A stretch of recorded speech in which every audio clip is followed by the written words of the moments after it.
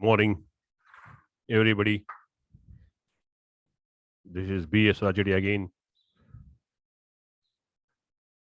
with Energy Engineering course part 3, you can say. We have already seen Energy Engineering part 1 and part 2. Here in Energy Engineering part 3, the subject is same, but due to the time constraint of the videos uploading, I am dividing this Energy Engineering subject into number of courses, part 1, part 2, part 3. So this is part 3. We are going to study about the cooling towers and environmental impacts of power plants. In that, in the syllabus or the content of unit 2, we are having cooling water requirements and cooling towers. We are going to study in the following 4 to 5 lectures. Then environmental impacts of thermal power plants in detail, this including cooling towers and these cooling water requirements. Total 4 to 5 lectures will be there. So I will be just, this is the demonstration. What are the contents?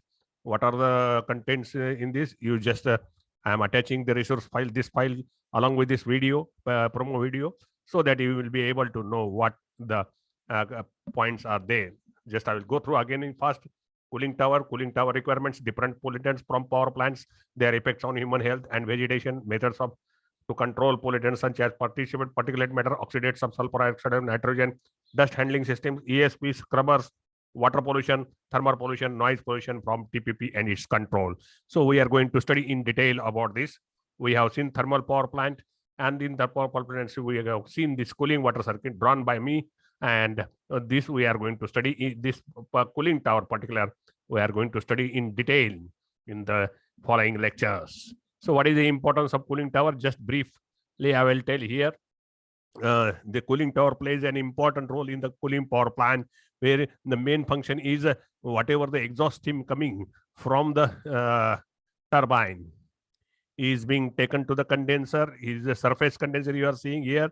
So surface contact of cooling water circuit here comes in contact with this condenser exhaust steam and gets condensed, and this condensate is reused in the boiler again for generation of steam, whereas the cooling water is a general service water, and this is being reused, is sent to the cooling tower for cooling purpose, and after cooling the same water can be reused for cooling of this exhaust steam in the condenser. So this is about the cooling tower, importance role of cooling tower to cool. So what are the factors, advantages? It reduces the water quantity, and also it reduces using of the drip eliminators in the cooling towers reduces the environment effect on the environment, because of the water droplets going along with the these chemicals in the atmosphere will be reduced to use of drip eliminators. Means there are two importance. One is reduction in water quantity in the thermal power plant. A huge amount of water is required for cooling and other purposes. So this amount will be get reduced by reuse of this cooling water circuit, and then also chemical by controlling the water droplets with along with chemical compound to go to the atmosphere is being eliminated by the drip eliminators. So environmental issue will be resolved in a number of ways. There are various types of cooling towers, natural cooling towers. So these natural cooling towers where I worked in 250 megawatt. I will explain in detail about this in the coming lectures. So I'll just tell this is natural cooling tower. No fan is required here. So this is about the induced draft fan, wherein fan is installed at the cooling tower at the upper side. I have worked also here in 210 megawatt. So about the 210 megawatt, these diagrams will be shown. What are the works, what are the merits and demerits? I will discuss in detail in the particular chapter topic. Or okay, so then we have seen one more is there. So this idea now induced draft fan is in the old power stations, old mega. You can see 210 or below power plant.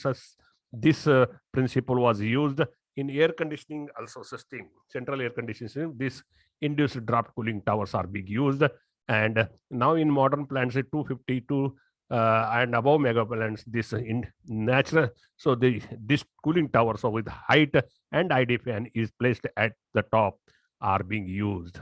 Then the third one is a force drop in modern power plants, wherein the fan is being placed at the bottom, which sucks the air from the atmosphere and sends in, and while flowing upwards through the fields, the water spread in the nozzle in by inside this and gets in contact with the air, forced air, and gets cooled, and that cooled water is again reused in condenser, whereas the hot air, humid air goes to the atmosphere.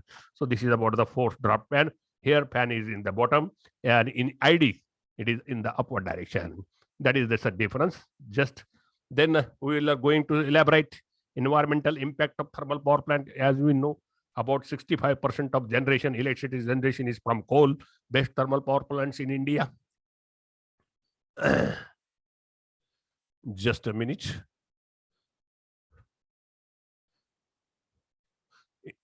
So about 65% of the this, you can say, electricity generation is from coal based power plants. So this is a very high, and this results in you can say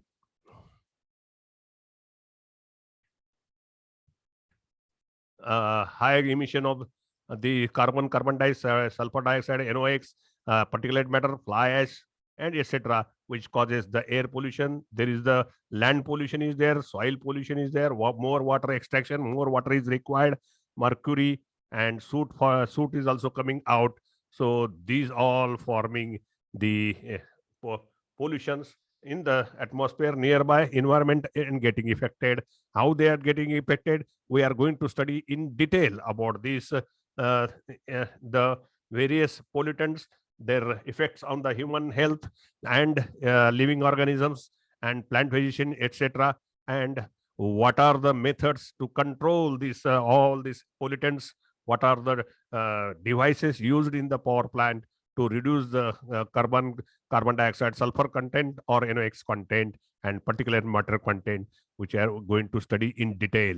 So this just is a brief introduction of the course, as we are starting with the new part, that is third, energy engineering part 3. So that's just I am giving in brief what we are going to study in these 5 lectures, 4 to 5 video lectures and resource files. We'll be discussing in detail. We are dealing with cooling tower and environmental impacts of thermal power plant in the said course. The course consists of video lectures and resource files, which are helpful to understand the topics with ease and helpful to reduce the time for preparation, and will also helpful to score more and more marks. We will see animated side of the cooling tower after this page.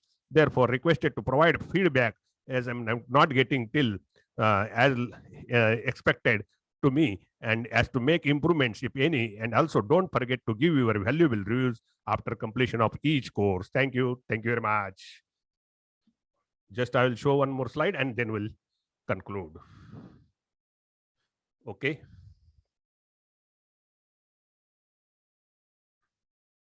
The working of the you can see cooling tower. Just I will show with this animation. So the cooling tower is like this. There is a hot water coming from the condenser in the cooling tower. There is a header, cooling water header inside the circular, you can say, hyperbolic shape, and nozzles are there spread on this. There are fills here placed, and this cold water, hot water, when falling down on the fields, the cold air coming from the surrounding and or rush from the bottom and enters into the upward direction. While flowing upwards, it gets in contact with this hot water, and water gets cooled, and that cold air is recirculated with the help of pump to the condenser, and the hot air, humid air with or evaporated water using drip eliminators, so is being sent to the atmosphere. So this is about the working of the cooling towers. Rest we'll see in due course. So I hope you to give your more and more response and valuable feedback and reviews. As thank you very much.